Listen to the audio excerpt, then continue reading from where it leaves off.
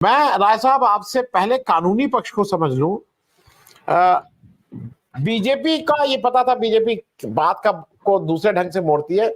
BJP बाहर ये कह रही, मतलब बीजेपी को लग रहा है, बीजेपी जिस तरह से उसको प्रचारित कर रही है कि आज दिल्ली हाई कोर्ट ने इस पूरे मामले को सुन के एक फैसला सुनाया है जिसमें ये कन्विक्ट हो गया। मतलब वो जिस तरह से प्रेजेंट कर रही हैं कि अरविंद केजरीवाल जी कन्विक्ट हो गए हैं और उनको दोषी पाया गया, कुछ इस तरह की एक रूपरेखा बना रहे हैं।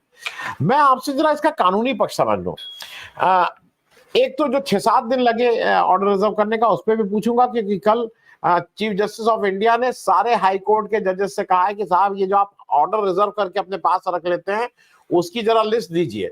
तो ऐसा कहा जा रहा है कि देश के बहुत से हाई कोर्ट जल्दी जल्दी अपने, जो कहीं कहीं 10-10 महीने तक हाई कोर्ट अपना ऑर्डर रिजर्व करके रख लेता है, तो लोग अपने यहां से रिलीज करके दूसरी बेंच पे छोड़ दे रहे हैं। क्योंकि अब जब हाई कोर्ट के जज साहब लोगों का डायरेक्ट बातचीत होती है बीजेपी के लोगों से और उसके बाद लेन देन करके वो अपना पार्टी भी ज्वाइन कर लेते हैं, तो भाई कहीं भी शक होगा। तो राय साहब, पहले चीज ये बताइए, जो केजरीवाल साहब का पहला आपका जो प्रोफेशन है उसके हिसाब से कि ये क्या हुआ है, इसको जरा समझा दीजिए। और दूसरा पक्ष जो आपका पॉलिटिकल वाला है, कि आपको क्या लगता है इससे क्या आम आदमी पार्टी को धक्का लगा है, क्या इससे कोई फर्क नहीं पड़ता है, या कुछ ऐसा? देखिए, दिल्ली संसद में केवल 7 सीटों की नुमाइंदगी है दिल्ली की, लेकिन वह 7 सीटों वाले नेता और उसकी पार्टी 400 पार वाले प्रधानमंत्री और गृह मंत्री और उसके पूरे सिस्टम के लिए सरदर्द बन गए। उसकी वजह है कि बहुत दिनों के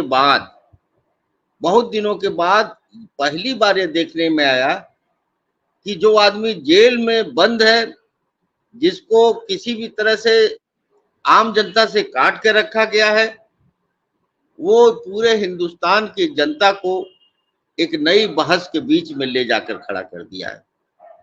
आप पार्टी का पूरा इतिहास देख लीजिए।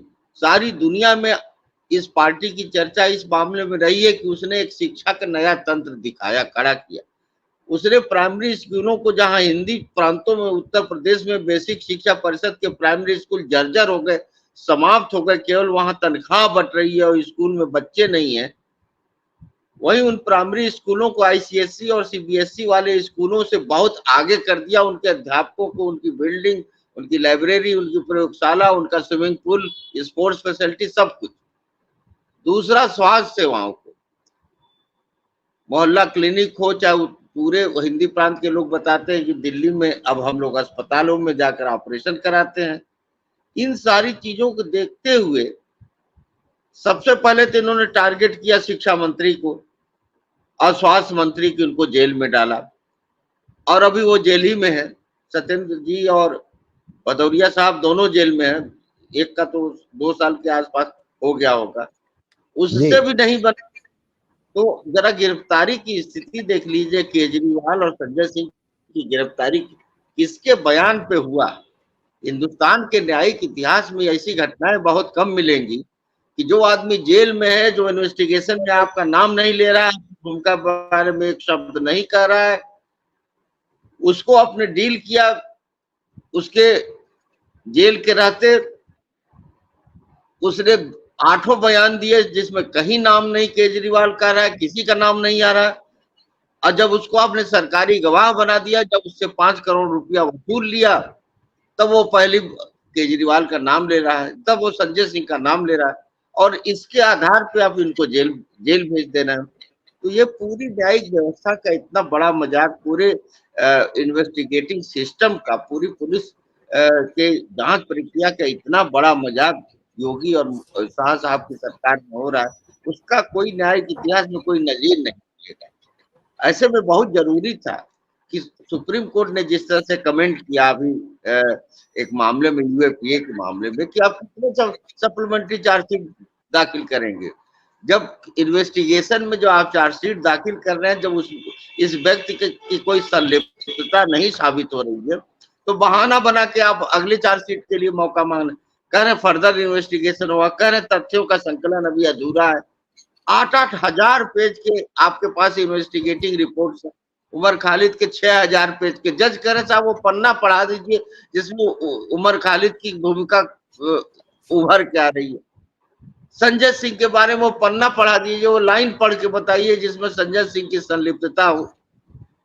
अगर आप देखें कि जिसको ट्रेल कहते हैं, साहब आपने 1 करोड़ रुपया लिया, 5 करोड़ रुपया लिया, अगर कहीं से रुपए लेने का प्रमाण साबित हो रहा है तो वो हो रहा है ये शराब माफिया ने भाजपा को पैसा दिया। पहले 2 करोड़ या 5 करोड़ दिया, फिर 50 करोड़ दिया, यह ऑन रिकॉर्ड है। इलेक्टोरल बॉन्ड के रास्ते से उन्होंने भाजपा को पैसा दिया। आम आदमी पार्टी को पैसा दिया कि नहीं दिया इसका कोई रिकॉर्ड इनके पास नहीं, कोई रिकवरी नहीं, इनके घर से रिकवरी नहीं, इनके मित्रों के घर से रिकवरी नहीं। तो अगर गिरफ्तारी होनी चाहिए तो होम मिनिस्ट्री के किसी मंत्री की गिरफ्तारी होनी चाहिए, प्राइम मिनिस्टर ऑफिस के किसी मंत्री की गिरफ्तारी होनी चाहिए थी, जिनसे इस पैसे का कनेक्शन का पता चल रहा है। लेकिन गिरफ्तारी हो रही केजरीवाल की। और केजरीवाल ने किस खूबसूरती के साथ, क्योंकि हिंदुस्तान के विपक्ष की राजनीति में इतना बड़ा संजीवनी फूका उन्होंने। केजरीवाल की गिरफ्तारी ने रामलीला मैदान के जरिए एकजुट विपक्ष का जो संदेश दिया, जिसकी पृष्ठभूमि जन विश्वास यात्रा के जरिए तेजस्वी यादव ने गांधी मैदान की रैली की भूमिका बना दी थी। लेकिन उस पटना की रैली का जो परिणाम आया और जो केजरीवाल की गिरफ्तारी से जो एकता बनी, जिसमें फारूक अब्दुल्ला से लेकर कश्मीर से लेकर नॉर्थ ईस्ट तक के नेता हिंदुस्तान में दिल्ली में आए, और जिसमें 2-2 चीफ मिनिस्टर की पत्नियां आई, जिसमें और लोग जो बंद थे उनके परिवार के लोग आए, जिसमें हजारों लाखों लोगों का हुजूम उड़ा, तो केजरीवाल तो इस सरकार के लिए सरदर्द हो रहा।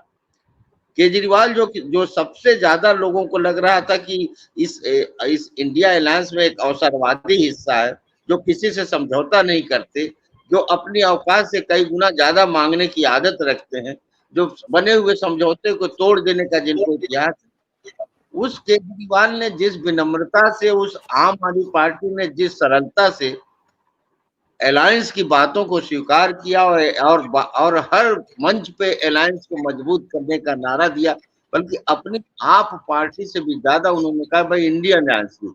अगर आप संजय सिंह का जेल से निकलने के बाद के इंटरव्यू देखिए, उन्होंने अलायंस को मजबूत करने की बात की। उन्होंने उत्तर प्रदेश में अलायंस को जिताने के लिए अपने प्रयासों का जिक्र किया।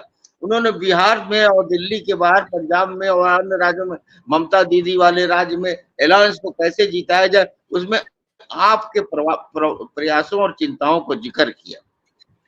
जहां तक रिजर्व करने की बात है ऑर्डर्स की, अगर 7 दिन 10 दिन की तो बात, कोई ऐसी बात नहीं, रिजर्व कर सकते हैं। बहुत सारे लिखना होता है, ओवर बर्डन होते हैं हमारे जजेस, काम का बहुत आधिक्य होता है उन पर।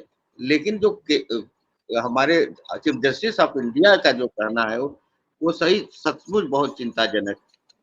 200 जजमेंट रिजर्व किए हैं, साल भर 1.5 साल से रख के रिटायर हो रहे हैं, सारे जजमेंट आपको सारे केसेस को रिलीज करके वो रिटायरमेंट अपना ले रहे हैं। लखनऊ हाईकोर्ट में तो एक ऐसे जज थे जिनके उस जजमेंट को चैलेंज किया सुप्रीम कोर्ट ने, वकील ने एक मुकदमे में, जो जजमेंट उन्होंने दिया ही नहीं था। सुप्रीम कोर्ट के जज ने पूछा but where is the order you have challenged. Court ने कहा यही तो समस्या है कि अभी ऑर्डर हुआ ही नहीं है, और ये करीब 1.5 साल से हम बैठे हुए हैं, ऑर्डर रिजर्व है वहां पर। पता चला कि कई 100 जजमेंट जो है रिजर्व करके वो जज साहब बैठे थे, और उसके बाद जो उनकी जो छीछा लेदर हुई, उनका ट्रांसफर हुआ इलाहाबाद, यहाँ से नॉर्थ ईस्ट में गए।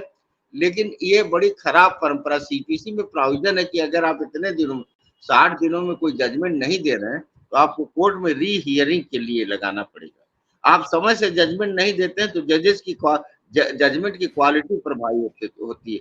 जब आप बहस सुनते रहते हैं, जब आप पॉइंट नोट करते रहते हैं, तब आपको पता रहता है कि इस मामले में पेचीदगी क्या है, इस मामले में उसके नजीर क्या हो, उस नजीरों में कितनी सच्चाई और गहराई है। और जब 30 दिन बाद 40 दिन बाद आप जजमेंट लिखने बैठते हैं तो आपके दिमाग में कुछ भी नहीं रहता कि कपिल सिब्बल ने क्या बहस किया, गोपाल सुब्रमण्यम ने क्या बहस किया, तुषार मेहता ने क्या, और आपके पास कोई रिकॉर्डेड वर्जन भी नहीं रहता, ऑडियो सिस्टम नहीं रहता, वीडियो सिस्टम नहीं रहता। तो और आपको यह भी तय करना बड़ा मुश्किल होता है कि इसमें जजमेंट में आपको लिखना क्या है। तो ये इस पूरे सिस्टम की बड़ी खामी है, जिसकी तरफ जैसे तमाम खामियों की तरफ चंद्रचूड़ साहब इशारा कर रहे हैं, उसको दूर करने के लिए कड़े कदम उठा रहे हैं। यह भी एक बहुत सराहनीय प्रयास है, क्योंकि हमारे पुराने जुडिशियल सिस्टम में कोर्ट के अंदर जजमेंट डिलीवर होते हैं और उन्होंने मौखिक रूप से बोल को सारे जजमेंट दिए जाते हैं।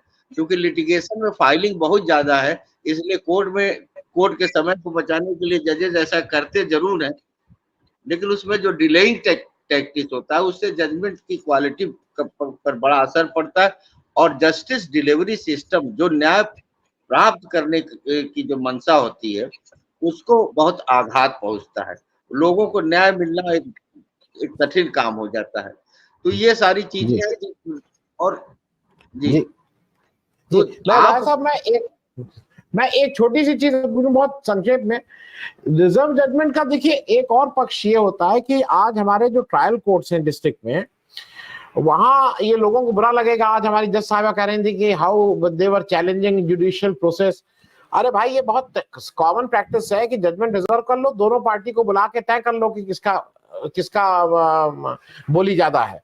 ये कॉमन है, ये कोई मैं ऐसी अद्भुत बात नहीं कह रहा हूं कि जो नहीं है। एक दूसरा ये है कि जब आप जजमेंट रिजर्व करते हैं, मेरे एक दर्शक कह रहे हैं Anand ji, this has become a norm now to reserve the judgment, seems like they are consulting someone else to deliver the judgment. एक अगर आप ऑपरेटिव पार्टी पढ़ देते कि साहब अरविंद केजरीवाल का ये खारिज, डिटेल जजमेंट 2 दिन बाद होगा, क्योंकि आप जब ये नहीं करते हैं तो कहीं ना कहीं जैसा चल रहा है उसमें एक विश्वसनीयता तो आती ही है। और आपके का तो बेसिक वो है कि भाई इट शुड सीम लाइक कि जस्टिस दी जा रही है। मैं बहुत संक्षेप में इस पे एक टिप्पणी ले लूं आपसे, राय साहब। आपने बहुत ही बहुत जरूरी बात कह दी है, और यही पुरानी परंपरा यही थी कि अगर कोर्ट में आप जजमेंट डिलीवर नहीं कर रहे हैं तो आप ये कह देते हैं केस इज अलाउड, आप ये कह देते हैं केस इज डिसमिस्ड, ताकि ये लोगों के मन में सोचने के लिए न दिया जाए कि ऊंट किस करवट बैठेगी या इसमें क्या हो सकता है, जजमेंट को हम कैसे मैनिपुलेट कर सकते हैं, प्रभावित कर सकते हैं। तो ऑपरेटिव पर्सन जज का माइंड डिस्क्लोज हो जाता है कि ये हमारा मुकदमा हम जीत रहे हैं कि हार रहे हैं। तो अब उसके हारना है तो हारने के तर्कों को वो रखेंगे, जीता है तो जीतने के तर्कों को और उसके सपोर्टिंग जजमेंट को रखेंगे।